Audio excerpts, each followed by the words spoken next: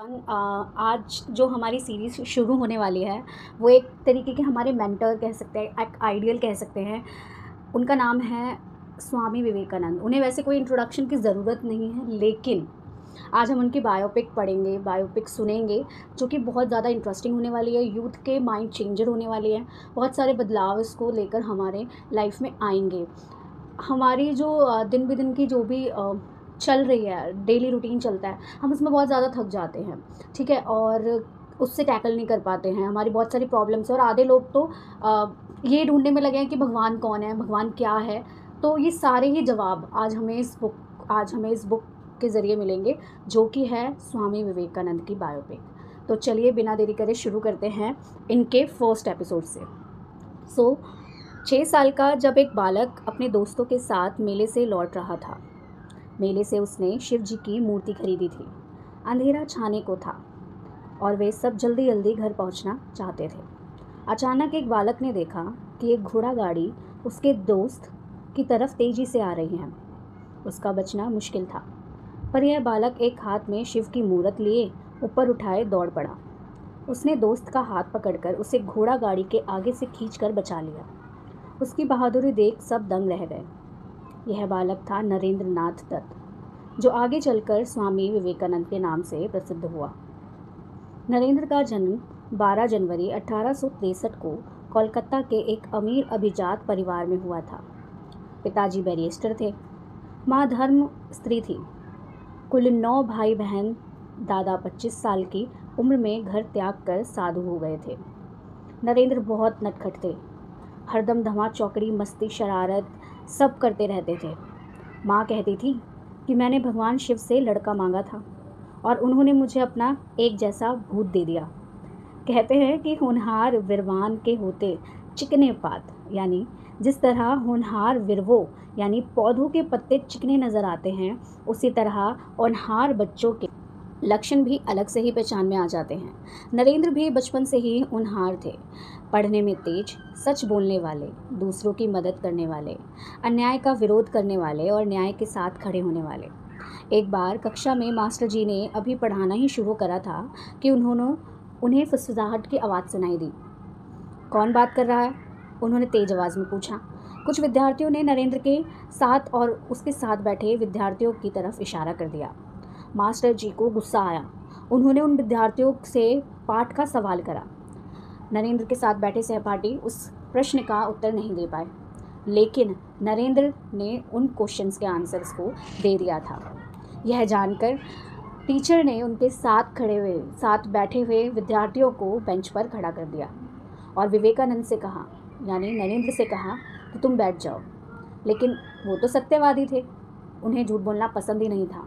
उन्होंने मास्टर जी से कहा, मास्टर जी मैं भी डेस्क पे खड़ा हो रहा हूँ। तो मास्टर ने कहा, बेटा तुम बैठ जाओ, तुमने उत्तर दे दिया है, तुम्हारा ध्यान पाठ पर ही था। लेकिन विवेकानंद जी ने कहा, नहीं, मैं नहीं बैठ सकता, क्योंकि मैं ही इनसे बातें कर रहा था, ये मुझसे बातें नहीं कर रहे थे, तो इस अर्थ से मैं भी बेंच पर खड़ा होऊंगा। मास्टर जी को ये बात नरेंद्र की बहुत अच्छी लगी। उन्होंने कहा, ठीक है, अब कार्य करा है तो सज़ा भी मिलेगी, और वो उन्हें डेस्क पर खड़ा कर देते हैं। बचपन से ही नरेंद्र का ध्यान और पूजा पाठ की तरफ ज़्यादा था और वे शिव, राम आदि मूर्ति के सामने बैठकर ध्यान करते थे। नरेंद्र मेधावी विद्यार्थी थे। उन्हें प्रेसिडेंसी कॉलेज की प्रवेश परीक्षा में फर्स्ट पोजीशन मिली थी। यह उपलब्धि प्राप्त करने के लिए वे केवल विद्यार्थी थे। नरेंद्र केवल सिलेबस की बुक्स ही नहीं, बाकी और भी बुक्स पढ़ा करते थे। उन्हें किताबी कीड़ा कहते थे। उन्हें धर्म, इतिहास, सामाजिक विज्ञान, कला, साहित्य, इन सभी के विषयों में पढ़ने में इंटरेस्ट था। इसके साथ ही उनकी कुछ खास रुचि हिंदू धर्म के ग्रंथों में भी थी। फॉर एग्जाम्पल वेद, उपनिषद, भगवद गीता, रामायण, महाभारत, पुराण आदि, इन सबको वो बहुत ज़्यादा इंटरेस्टिंग वे से पढ़ते थे। इसके अलावा नरेंद्र ने वेस्टर्न तर्कशास्त्र, वेस्टर्न दर्शन शास्त्र, यूरोपीय हिस्ट्री एंड उन सब चीज़ों का बहुत ज़्यादा अध्ययन करा था। नरेंद्र भारतीय शास्त्रीय संगीत भी सीखा करते थे। कहा गया है कि स्वस्थ शरीर में ही स्वस्थ मन का वास होता है। इस कहावत को सही साबित करते हुए नरेंद्र नियमित रूप से व्यायाम और योगा भी करते थे। एक दिन नरेंद्र दोस्तों के साथ मिलकर मैदान में एक खंभा खड़ा करने की कोशिश कर रहे थे। खंभा भारी था। उसे खड़ा करने से उन लोगों को बहुत परेशानी हो रही थी। रास्ते से गुजर रहे लोग उन्हें देखते और खड़े रहते, लेकिन उनकी मदद नहीं करते। उसी समय एक अंग्रेज नाविक वहां आया और उन लड़कों की मदद करने लगा। अचानक से वो खंभा उस नाविक पर गिर गया और उसे बहुत ज़्यादा सीरियस इंजरी हो गई। उन लोगों को लगा कि वह मर गया है, लेकिन नरेंद्र और उसके कुछ दोस्तों के अलावा वहाँ पर और कोई न रहा।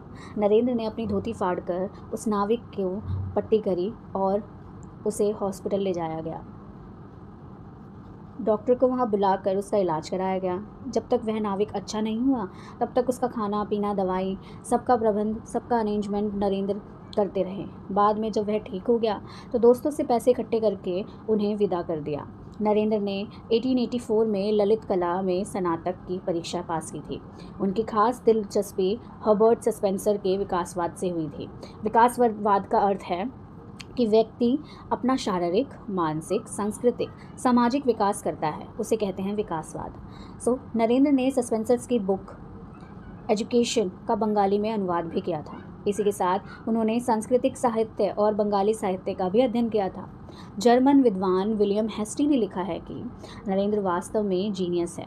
अपनी देश विदेश की यात्राओं में उन्हें नरेंद्र जैसा प्रतिभाशाली व्यक्ति कहीं मिला ही नहीं। कुछ लोग नरेंद्र को श्रुतिधर भी कहते हैं। श्रुतिधर का मतलब है अद्भुत याददाश्त वाला। अब एक नरेंद्र की रुचि ईश्वर में हो चुकी थी। वे ब्रह्म समाज संस्था के सदस्य बन गए थे।